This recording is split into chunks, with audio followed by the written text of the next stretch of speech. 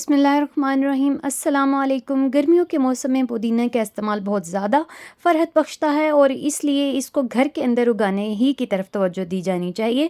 घर के अंदर उगाने का बेहतरीन तरीका बताने लगी हूँ आपको। आप पुदीना ले लें एक गड्डी और बस आप एक गिलास पानी का ले लीजिए और उसके अंदर आप इस तरह से पुदीना रखते जाइए, यानी उसकी जो डंडियाँ हैं, जो स्टिक्स हैं, उनका रुख ऊपर से नीचे, यानी उनका जो किनारा है वो नीचे हो और इस तरह से शाखें ऊपर की तरफ हों, पत्ते ऊपर की तरफ हों।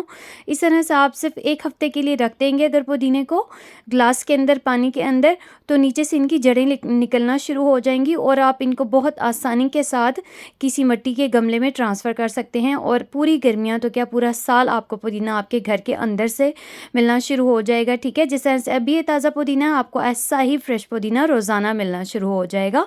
चलते हैं अगले टिप की तरफ। गर्मियाँ शुरू हो गई हैं तो आपको पता है कि इस चीज़ का इस्तेमाल कभी ना कभी हमें ज़रूरत पड़ ही सकती है इसकी।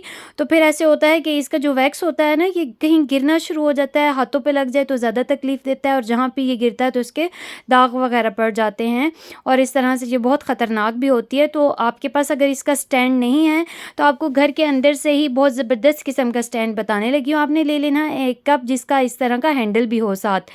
ठीक है, तो आपने उस कप को रख लेना है उल्टा और कैंडल को इस तरह से आपने इसके ऊपर पिघला के, इसका ये जो वैक्स है वो थोड़ा सा इसके ऊपर पहले पिघलाएं और उसके बाद आप इसके ऊपर कैंडल रख के इसको रखते जाएंगे ना इसके ऊपर थोड़ी देर, तो ये बिल्कुल एक जगह पे सेट हो जाएगी कैंडल, बिल्कुल हिले जुलेगी नहीं। यहाँ तक कि आप अगर इस कप को उल्टा भी कर देंगे ना तब भी ये गिरेगी नहीं कैंडल। ठीक है, तो ये देखिए हैंडल की वजह से जो कप का था उससे आपको इस कैंडल स्टैंड को पकड़ने में बहुत ज़्यादा आसानी होगी।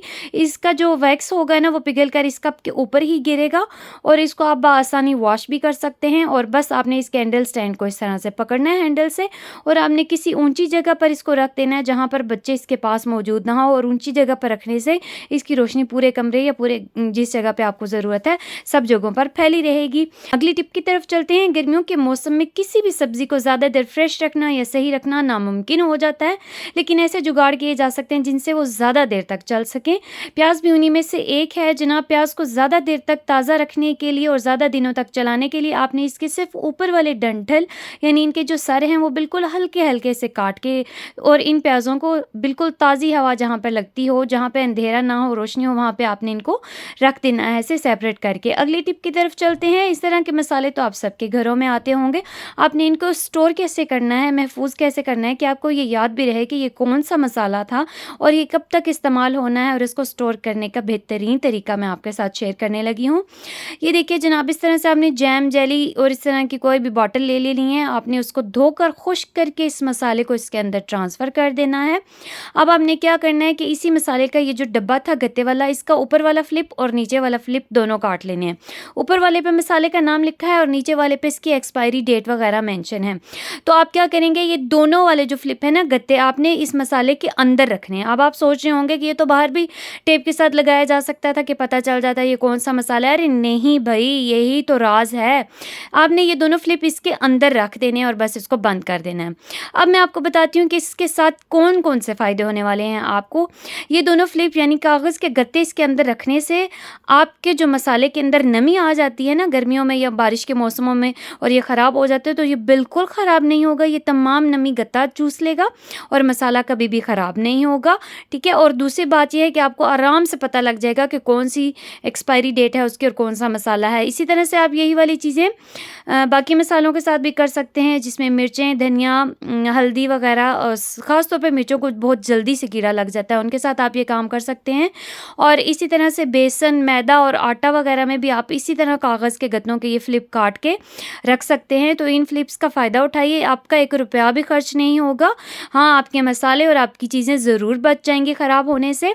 तो आज ही आपने ये काम करना है कि आपने तमाम मसालों को इस तरीके से महफूज कर लेना है। गर्मियों का सीज़न है तो अपने बहुत ढेर पैसे बचाइए जनाब। टिप अच्छी लगी हो तो प्लीज़ एक लाइक कर दीजिएगा। आज की सबसे ज़बरदस्त और कूल टिप जिसका आपको इंतज़ार था उसकी तरफ चलते हैं।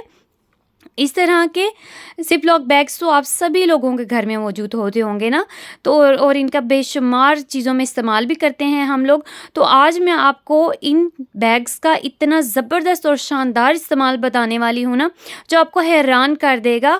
तो चलिए मैं आपको बताती हूँ कि आपने आखिर करना क्या है। आपने ले लेना है जी 1 ग्लास आटे का, ठीक है? 1 ग्लास आटा ले लेना है आपने और उसके साथ आप ले लेंगे आधा ग्लास पानी और उसके अंदर आधी टीस्पून से भी कम ले लीजिएगा नमक। वैसे नमक बहुत कम इस्तेमाल करना चाहिए। मैंने आधी टीस्पून से भी बिल्कुल कम नमक इसके अंदर डाला है और सिर्फ 1 चम्मच ऑयल का डाल दिया। आप घी भी डाल सकते हैं, लेकिन मैंने ऑयल डाला है। बस इन तीनों चीज़ों को मैंने मिलाकर डिज़ोल्व होने के लिए रख दिया है, ताकि ये तीनों चीज़ें बहुत अच्छे तरीके से आपस में यकजान हो जाएँ।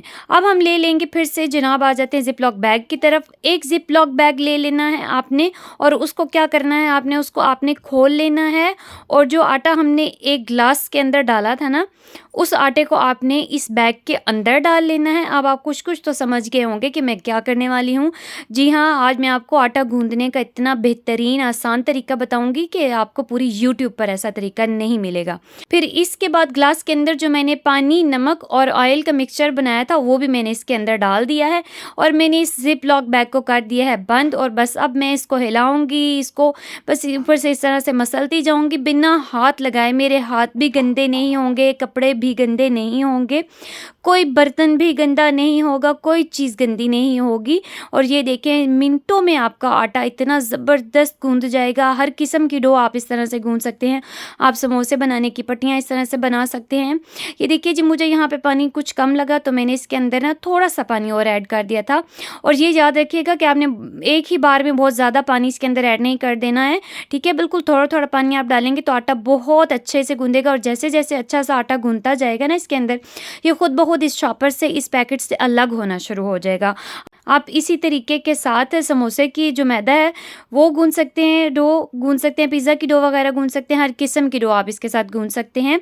और ये वाला काम तो लड़कियाँ क्या, लड़के क्या, बच्चे तक कर सकते हैं। और गर्मियों की छुट्टियाँ होने वाली हैं तो बच्चों को आप ये ज़बरदस्त किस्म की एक्टिविटी दे सकते हैं और ये इतना रिलैक्सेशन देगा आपको ये काम कि आप चाहेंगे कि दिन में 2 से 3 बार तो आटा गूँध ही लिया जाए। इतना ज़बरदस्त किस्म का ये आप लोगों के लिए एक्टिविटी होने वाला है। और घर के अंदर ख़ास तौर पे मर्द हज़रात, जब घर में ख़वातीन ना हो तो आप ये वाला तरीका करके तो अपनी मुश्किलों को आसान कर सकते हैं, ठीक है? बजाय इसके कि आप ख़वातीन का इंतज़ार करते रहें कि वो आएँगी तो कुछ करके देंगी आपको। तो इस तरीके से आप अपनी मुश्किलों को आसान कर सकते हैं। ये देखिए जनाब, बस बातों-बातों में आटा भी बिल्कुल इसके अंदर हो गया तैयार। इतनी ज़बरदस्त सॉफ्ट किस्म की डो बनी है।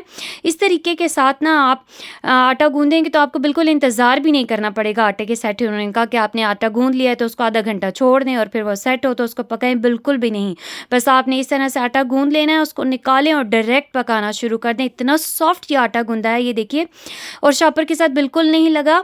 ये वाला जो बैग था इसको बस मैं वॉश करूँगी और रीयूज़ कर लूँगी। और आटे की आप सॉफ्टनेस चेक करें, इतना नरम ये आटा गूँधा था, बिल्कुल आराम से जिधर मोड़ो मोड़ रहा था, बहुत ज़बरदस्त। अब मैं इसका छोटा-सा गोल सा यहीं पे एक इसका पेड़ा बना लेती हूँ और फिर मैं आपको इसकी एक रोटी भी बनाकर दिखाऊंगी। तो चलिए मैं आपको किचन में ले जाती हूँ, मैं आपको दिखाती हूँ। इसके साथ छोटी सी फुल्की बनाकर छोटी सी चपाती बना लेते हैं इससे फटाफट से। ये देखिए आटा सॉफ्ट, इतना सॉफ्ट है कि बिल्कुल जिस तरह से आप उसको मोड़ेंगे वो मुड़ जाएगा। अगर आपको ये टिप्स अच्छी लग रही हो तो प्लीज़ एक लाइक कर दीजिएगा।